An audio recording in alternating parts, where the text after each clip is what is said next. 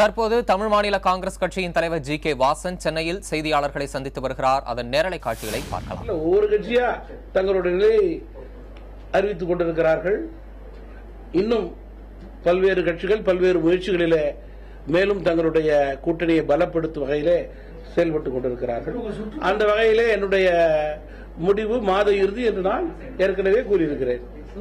காலதாமதம் இதில் இருப்பதாக எனக்கு தெரியவில்லை.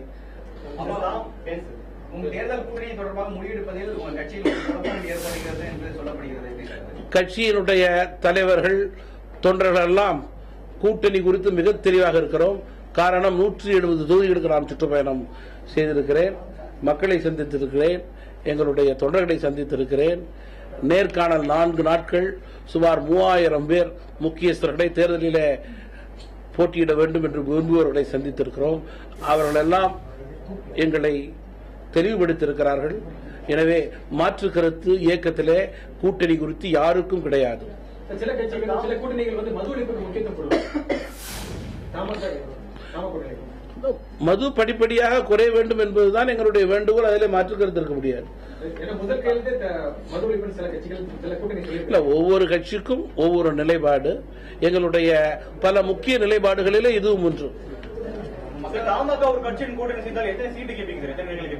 அதெல்லாம் அதிகாரப்பூர்வமாக கூட்டணி அறிவித்து அதற்கு பிறகு படிப்படியாக பத்திரிகை நண்பர்களிடம் கூறக்கூடிய ஒன்று.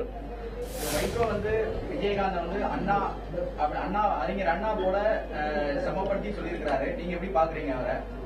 அவர் ஆட்சி கட்டளையில் அமர வைப்போம் சொல்லியிருக்கிறாரு. வைகோ விஜயகாந்த் முதல்வர் வேட்பாளராக அமர வைப்போம் அப்படின்னு சொல்லியிருக்கிறாங்க. மக்கள் நல கூட்டணியை பொறுத்தவரையிலே அவர்கள் எடுக்கின்ற முடிவு அவர்களுக்கு இறுதி முடிவு.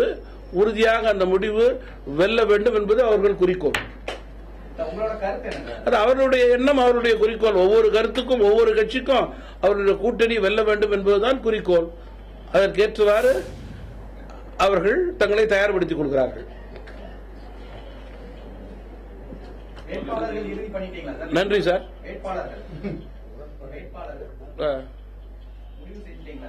எப்படி கூட்டணி குறித்து அதிகாரப்பூர்வமாக அறிவிக்கப்படும். படிப்படியாக அதற்கு பிறகு பத்திரிகை நண்பர்களிடம் செய்திகள் பரிமாறிக்கப்படும்.